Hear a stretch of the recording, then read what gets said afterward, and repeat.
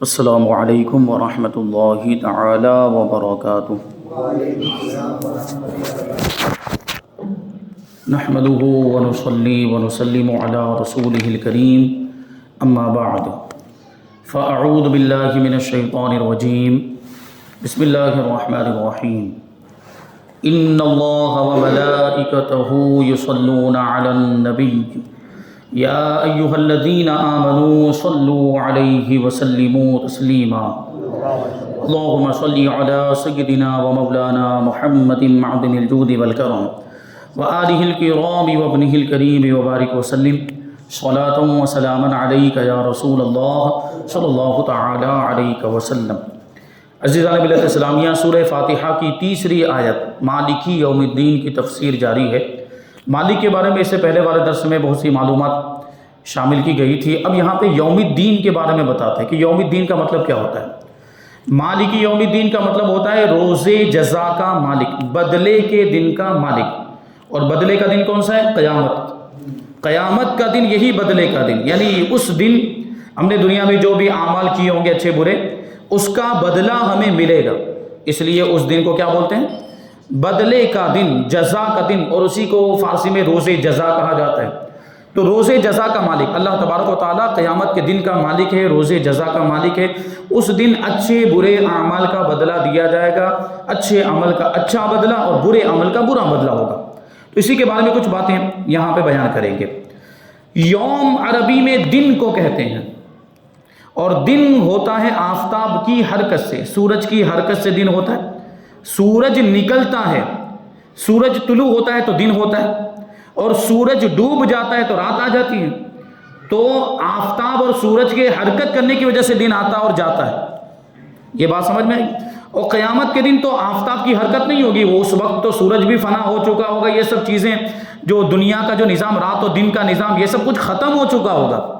وہاں پر قیامت کے دن سورج کی کوئی حرکت نہیں ہوگی، آفتاب کی کوئی حرکت نہیں ہوگی، تو پھر دن کیسے ہوگا؟ سوال یہ آ جاتا ہے، جب سورج ہوگا ہی نہیں تو دن کیسے ہوگا؟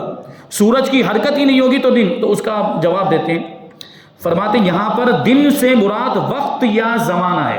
پھر یہ ہمارا جو دنیا کے اعتبار سے جو رات اور دن میں جو دن ہے، یہ وہ والا دن اب مراد نہیں ہے، اب یہاں پہ وقت مراد ہے یا زمانہ مراد ہے۔ تو اس کا مطلب پھر کیا نکلے گا؟ اس کا مطلب یہ ہوگا کہ اللہ تبارک و تعالی قیامت کے سارے وقت کا مالک ہے، یا قیامت میں جو کچھ بھی واقعات پیش آئیں گے ان سب کا مالک اللہ تبارک و تعالی ہے۔ جتنے وقت میں جتنے زمانے میں یہ سب کچھ ہوگا، حساب و کتاب وغیرہ، اس سب کا مالک اللہ تبارک و تعالی ہے۔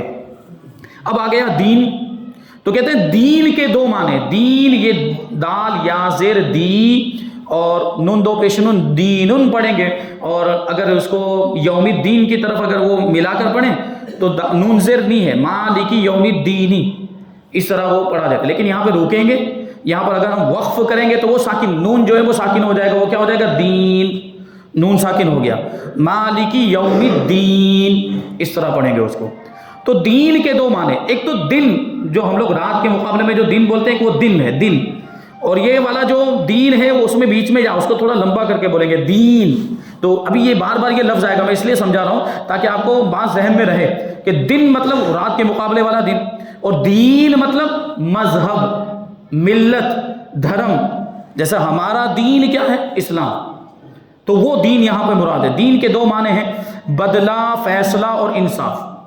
بدلہ، فیصلہ اور انصاف، یہ ایک معنی، یہ ایک دین کا معنی، اور دوسرا معنی ہے ملت، یعنی مذہبی عقیدے، جو اسلام، ہمارا اسلام تو یہ عقائد پر مشتمل ہے۔ اسی طرح دوسرے لوگوں کا بھی مذہب ہے، دوسرے بھی ہے، جیسے ہندوؤں کا بھی مذہب ہے، عیسائیوں کا بھی مذہب ہے، یہودیوں کا بھی مذہب ہے، اور اسی طرح پارسیوں کا بھی مذہب ہے، اور بھی دوسری قوموں کے اپنے اپنے مذہب ہیں اور اپنے اپنے عقائد ہیں، اپنی اپنی مانیتائیں ہیں، تو اس کو دین کہا جاتا ہے اور اس کو مذہب کہا جاتا ہے۔ تو دو معنی ہو گئے، ایک تو بدلہ، انصاف اور فیصلہ، یہ تینوں تقریباً ایک ہی چیزیں ہیں، بدلہ دیا جانا، فیصلہ دیا جانا، فیصلہ کیا جانا اور انصاف، اور دوسرے نمبر پر ہے مذہب اور دین۔ تو قیامت کے دن کو دین کا دن یا تو اس لیے کہتے ہیں کہ اس دن تمام دینوں یعنی ملتوں اور مذہبوں کے فیصلے کیے جائیں گے. جتنے بھی مذہب دنیا کے اندر ابھی اس وقت موجود ہیں اور جو کچھ بھی قیامت تک جو دین اور مذہب ابھی اور پیدا ہونے والے، کیونکہ ہو سکتے ہیں نئے اور بھی مذہب آئے دن آتے رہتے ہیں، دنیا میں نئے نئے عقیدے آتے رہتے ہیں، جبکہ صحیح عقیدہ اور صحیح دین، سب سے بہترین دین اور سب سے پسندیدہ دین اور مذہب اگر کوئی ہے تو وہ کون سا ہے؟ اسلام. ان الدین عند اللہ الاسلام، بے شک دین تو اللہ کے نزدیک اسلام ہی ہے، اور اسلام کے مقابلے میں جتنے بھی دین اور جتنے بھی مذاہب ہیں وہ سب باطل ہیں، وہ سب جھوٹے ہیں، وہ سب غلط ہیں. تو وہاں پر قیامت کے دن سارے دینوں کا، یہ سارے مذہبوں کا فیصلہ ہوگا. یعنی یہ دیکھا جائے گا کون سا دین صحیح ہے، کون سا دین غلط ہے. وہ تو ظاہر سی بات، ہم تو الحمدللہ اب بھی جانتے ہیں حضور پاک صلی اللہ علیہ وسلم کے بتانے سے کہ ہمارا دین ہی حق ہے، باقی سارے دین یہ باطل. تو دنیا کے اعتبار سے لوگ، ہر کوئی تو یہی سمجھتا ہے نا کہ ہمارا دین صحیح ہے، ہمارا مذہب صحیح ہے. دوسرے مذہب والے بھی تو یہی سمجھتے ہیں کہ ہمارا مذہب صحیح، لیکن وہاں فیصلہ کر دیا جائے گا. قیامت کے دن ان کو بتا دیا جائے گا کہ ان کا مذہب غلط ہے، اور اس کے غلط ہونے کی وجہ بھی ان کو بتا دی جائے گی. تو ان کو وہاں پہ سمجھ میں آ جائے گا کہ ہم دنیا میں جس مذہب کو فالو کرتے تھے، جس دین کو، جس ریلیجین کو فالو کرتے تھے، وہ غلط تھا، باطل تھا. تو قیامت کے دن کو دین اس لیے کہتے ہیں کہ اس دن میں تمام دینوں یعنی ملتوں کے فیصلے کیے جائیں گے. دنیا میں دیندار اور بے دین یکساں پل رہے ہیں. یہاں اب دیکھیں، آپ یہاں ابھی اب جائزہ لیں تو ہمارے ملک میں تو، ہندوستان میں تو تقریباً سارے ہی بسنے والے جتنے بھی لوگ ہیں کسی نہ کسی مذہب کو فالو کرتے ہیں، یعنی کسی نہ کسی دین کے ماننے والے ہیں اور کسی نہ کسی دھرم کے ماننے والے. جبکہ آپ مغربی ممالک میں چلے جائیں، ویسٹرن کنٹریز میں چلے جائیں، وہاں آپ کو بہت سے ایسے لوگ ملیں گے جو بالکل بے دین ہیں، یعنی ان کا کوئی مذہب نہیں، ان کا کوئی دین ہی نہیں. وہ سیکولر کہتے ہیں اپنے آپ کو، لا دین کہتے ہیں ہمارا کوئی مذہب ہی نہیں، ہمارا کوئی عقیدہ ہی نہیں. یعنی معاذ اللہ وہ خدا کا بھی انکار کرتے ہیں. وہ کہتے ہیں کہ خدا نام کی کوئی چیز نہیں ہے، اللہ نام کی کوئی چیز نہیں، معبود نام کی کوئی چیز، اور دین دھرم نام کی بھی کوئی چیز نہیں ہوتی. ہم دنیا میں آئے ہیں اور دنیا کے اعتبار سے ہم کو جینا ہے اور پھر مر کے ختم ہو جانا ہے. وہ کچھ نہیں مانتے، وہ قیامت بھی نہیں مانتے، وہ جنت و دوزخ کو بھی نہیں مانتے، اعمال کے حساب و کتاب کو بھی کچھ بھی نہیں مانتے وہ لوگ.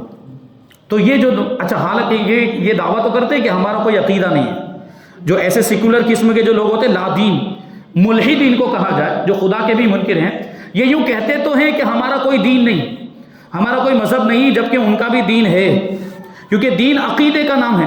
اور انہوں نے یہ عقیدہ بنا لیا ہے کہ کوئی خدا نہیں ہے، اور انہوں نے یہی عقیدہ بنا لیا ہے کہ دین نام کی کوئی چیز، یہ بھی تو ایک مذہب ہو گیا، یہ بھی تو ایک عقیدہ ہو گیا. تو وہ عقیدے سے ویسے بھی چھٹکارا نہیں پا سکتے. یعنی وہ یہ کہہ رہے ہیں کہ ہمارا کوئی عقیدہ نہیں، ہم عقیدے سے آزاد ہیں.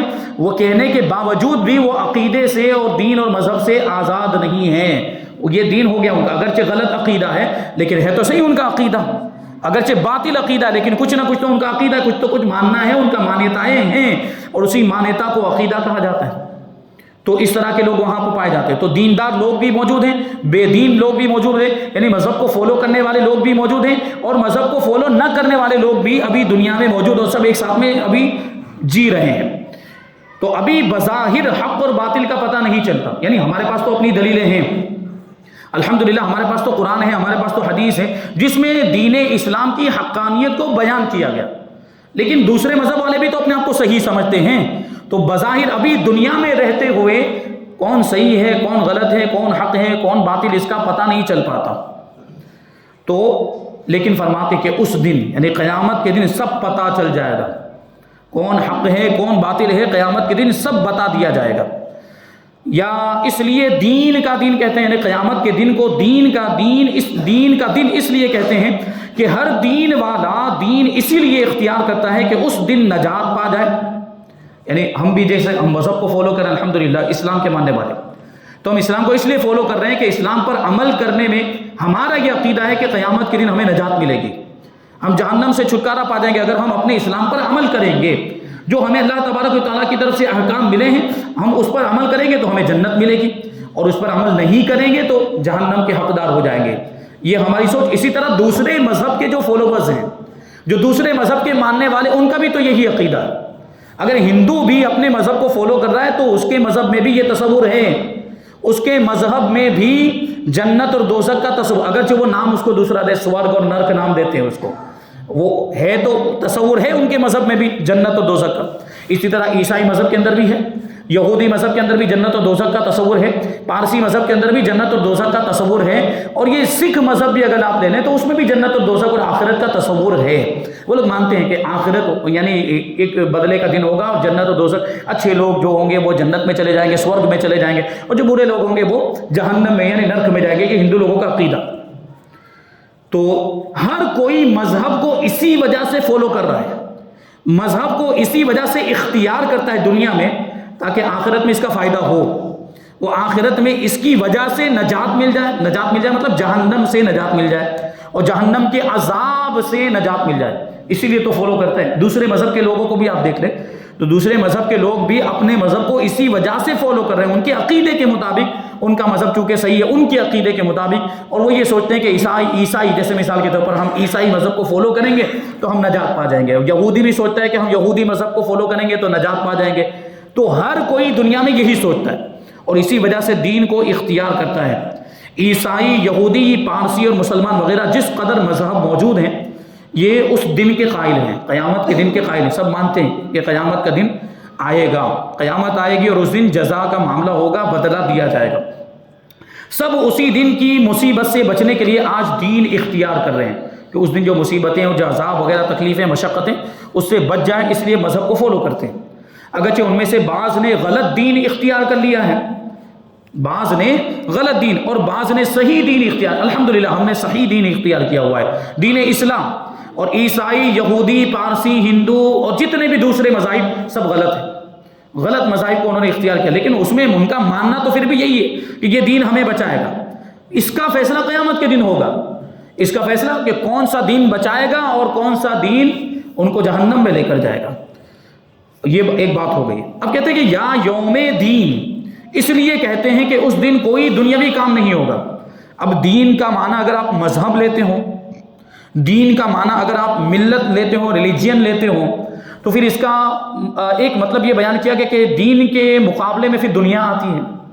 ہم ایسے بولتے ہیں دین و دنیا، تو دین کا اپوزٹ دنیا ہے۔ ہم دینی کام کر رہے ہیں، الحمدللہ ہم دینی کام کر رہے ہیں، ہم نماز پڑھ رہے ہیں یا ہم کوئی بھی نیک کام کر رہے ہیں، وہ دینی کام کہلائے گا۔ اور دنیاوی کام جیسے کمانا، یہ بازار میں جانا، روزی، کاروبار، تجارت، بچوں کو کھلانا وغیرہ، اور بھی بہت سارے دوسرے کام، وہ ہم کیا کہیں گے، اس کو دنیاوی کام کہتے ہیں۔ کہ دنیا میں رہنے کے لیے، زندگی گزارنے کے لیے جن چیزوں کی ضرورت پڑتی ہے وہ کچھ چیزیں ہمیں کرنی پڑتی ہے زندگی گزارنے کے لیے، جیسے کمانا پڑتا ہے کھانے کے لیے، اور بچوں کو اور اہل و عیال کو کھلانے کے لیے کمانا پڑتا ہے، تو یہ دنیاوی کام ہو گیا۔ تو اب اس کو دین کا دن کہا جا رہا ہے، قیامت کے دن کو دین کا دن یعنی مذہب کا دن، کیونکہ وہاں پر کوئی دنیاوی کام نہیں ہوگا۔ دنیا میں جو کچھ بھی ابھی کر رہے ہیں، اب وہاں پہ کچھ بھی نہیں۔ اب جو کچھ ہم نے دنیا میں کیا ہوگا اس کا بدلہ ملنے والا ہے وہاں پر، تو اب یہاں جو کرتے تھے وہ وہاں کر ہی نہیں سکتے۔ ابھی اگر کوئی سوچے کہ مجھے وہاں پر نماز پڑھنے کا موقع مل جاتا ہے، نہیں، موقع نہیں ملے گا۔ قیامت کے میدان میں وہ جو بھی موقع تھا وہ ہمیں یہاں پر ملا ہوا ہے، اور اسی موقع کو غنیمت سمجھنا چاہیے، یہیں پر اچھے عمل کر لینا چاہیے۔ وہاں پھر عمل کرنے کا موقع نہیں، دنیا دار العمل ہے، یہ عمل کی جگہ ہے۔ یہاں پر جو عمل کیا ہوگا وہ ہمیں اس کا بدلہ وہاں پر ملے گا، اچھا کیا ہوگا تو اچھا بدلہ ملے گا، برا کیا ہوگا تو برا۔ تو بہرحال وہاں کوئی دنیاوی کام نہیں ہوگا، بلکہ سب کام دینی ہی ہوں گے، سارے جتنے بھی کام ہوں گے۔ دنیا میں ہم کچھ کام دینی کرتے ہیں، دنیا میں ہم کچھ کام کرتے ہیں جو دینی ہوتے ہیں، جیسے نماز پڑھتے ہیں، نیک کام کرتے ہیں، اور کچھ دنیاوی کام ہوتے ہیں۔ لیکن اس دن کھانا پینا، لباس، مکان تعمیر کرنا، اس میں سے کوئی بھی کام نہیں ہوگا، کیونکہ یہ سب دنیاوی کام ہے۔ کھانا پینا، لباس اور مکان بنانا وغیرہ، یہ سب چیزیں وہاں قیامت کے دن نہیں ہوگی، وہاں پہ صرف دینی کام ہوگا۔ یہ ہو گیا۔ اگر دین کے معنی جزا کیے جائیں یعنی بدلہ کیا جائے، کہ دین کا معنی بدلہ ہوتا ہے، تو قیامت کو یوم الدین اس لیے کہتے ہیں کہ اس دن دنیا کے تمام اعمال کی جزا دی جائے گی، یعنی بدلہ دیا جائے گا۔ دنیا میں اچھے برے جیسے چاہو کام کر لو، یہاں بدلہ نہیں، دنیا میں ہمیں بدلہ نہیں ملے گا، لیکن وہاں بدلہ ہے، کام نہیں، کام یہاں ہے، بدلہ وہاں ملے گا۔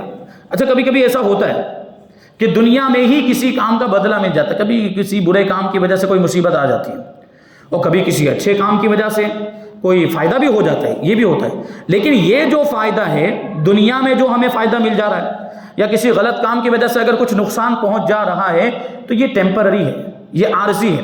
حقیقی جو بدلہ ہمارے اعمال کا ہے وہ تو قیامت کے دن ہی ملنے والا ہے. اس کی مثال یوں سمجھو کہ ایک طالب علم تعلیم کے زمانے میں صرف پڑھتا ہے، علم حاصل کرنے والا، دنیا کے اعتبار سے بھی اگر آپ دیکھیں اسٹوڈنٹ جو اسکول وغیرہ میں کالج میں پڑھتے ہیں تو وہ اپنا جو پڑھنے کا جو زمانہ ہوتا ہے، تعلیم کا زمانہ، اس میں وہ صرف پڑھتا رہتا ہے. ٹھیک ہے، اس زمانے میں اس کی محنت کی کوئی تحقیق بھی نہیں کرتا، کوئی دیکھنے نہیں جاتا یہ پڑھ رہا ہے کہ نہیں پڑھ رہا ہے. ابھی آپ دیکھ لیں کہ ہمارا بچہ اگر گھر میں موجود، اسکول سے ٹیچر دیکھنے کے لیے آتے ہیں کہ گھر میں پڑھ رہا ہے کہ نہیں پڑھ رہا ہے.